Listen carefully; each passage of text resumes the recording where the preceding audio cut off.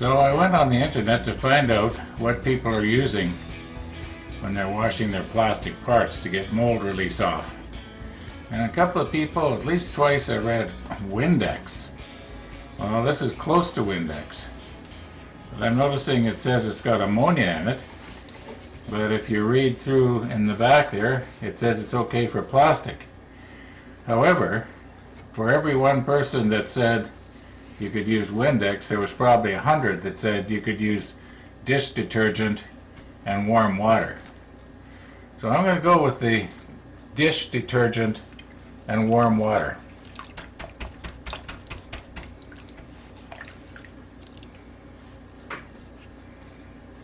I'll just work up a lather here.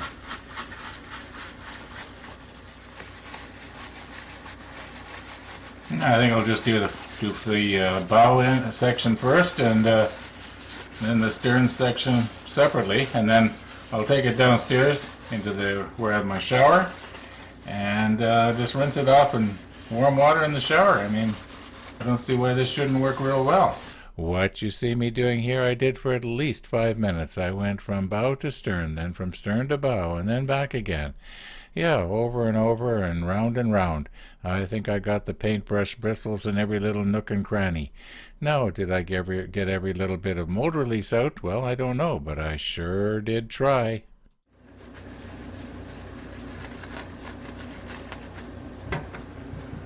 Well, we are washed with warm soapy water.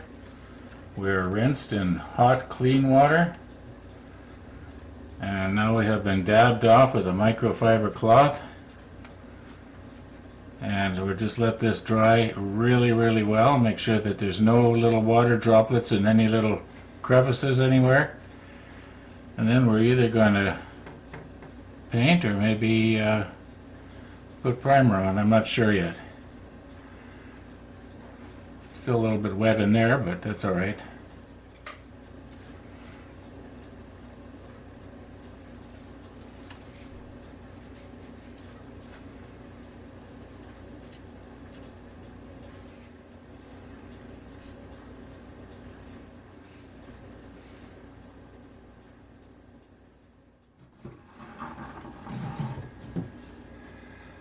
Well, as you can see, I've taken the hull off my special jig. And the reason being is I've decided not to clear coat the hull. I'm going to have to do a bunch of touch-up anyway before it actually goes into its display case. And what I don't like is the way the clear coat changes the appearance of the flat paint. See, right now I think it looks fairly natural, except for the odd little mark that I'm going to, like I say, going to have to touch up. And I can imagine months from now when I'm actually done, there's going to be plenty of more. But I am going to try when I'm moving it around not to, gouge it. I don't want to have to remask everything. Yeah, so I'm not going to clear coat the hull. However, right now it's still fairly early, and it's supposed to warm up a bit today, and what I want to be able to do is I want to be able to open my doors after I use the oh, by the way, I've decided I'm going to do the primer thing, and I'm going to try this one right here. It's I haven't used this one before. It goes on white, and it says something about fine. Now, does that mean that it does a finer job, if you know what I mean? I don't mean a better job, but I mean, does it go on a little finer, a little thinner, maybe? I don't know. So I want to test this out on this piece right here, and I don't mind doing that right now because it'll just be a little tiny spray. I don't need to open my doors, and then once it warms up a bit outside, then I will spray the deck. All being well, unless I don't like what I see here. Yeah, well, that's the plan for today anyway. Oh, by the way, this morning I opened my drapes and I looked out the front and I thought, what's that brown on the road? And I realized, hey, that's the road. Yeah, I haven't actually seen the road for a while. It's been hard-packed snow or ice. Anyway, I'm telling you more than you need to know here.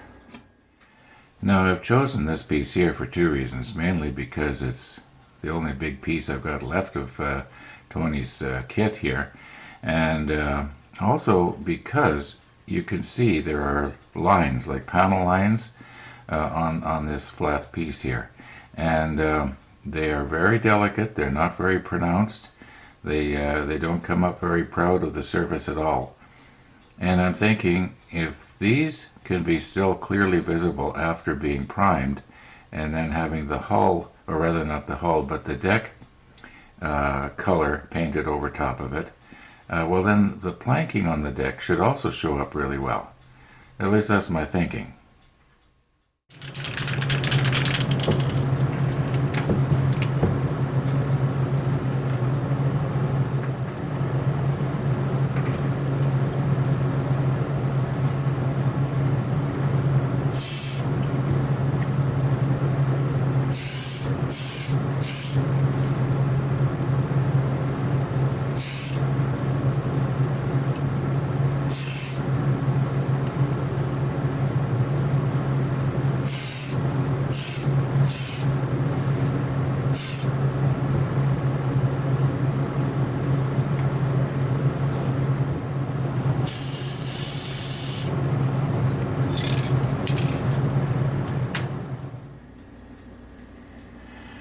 Well, I think I may have sprayed it on just a little bit too thick, or maybe it's just a little bit too close with the nozzle.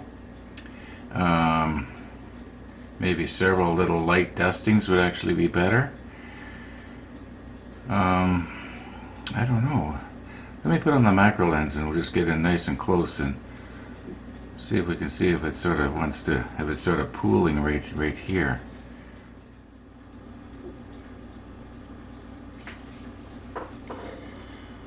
Well, in some of these little places, like right there, it almost looks like it almost is pooling, but maybe not.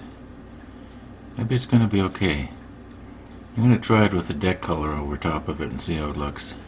My goodness, I can see every tiny little microscopic piece of dust here. You know, I didn't blow it off before I sprayed. For sure, I'm going to want to remember to blow off the deck. Now here's another thought. Because I can see every single little piece of dust there, that means that the primer is not hiding the details. You know, if those show up, so will the cracks in the planking on the deck. Sounds good to me.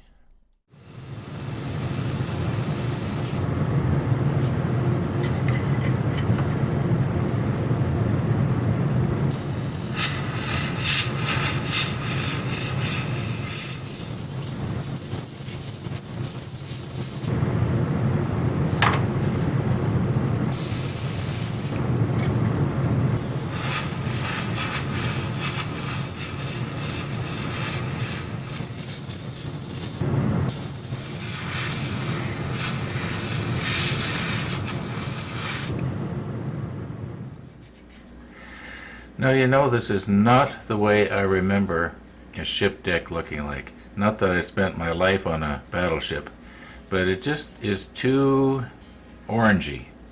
It should be more tan, I would think. Now this is the one that was recommended by Trumpeter, and so that's what I mixed up. And by the way, I don't think I'll be buying any more of this Vallejo paint anymore because it's almost like paste. I had to use pretty near a whole bottle of the thinner to get it so that it was, you know, that I thought it would work in the airbrush, and a little bit of this stuff. You know, I mixed it in this empty jar here.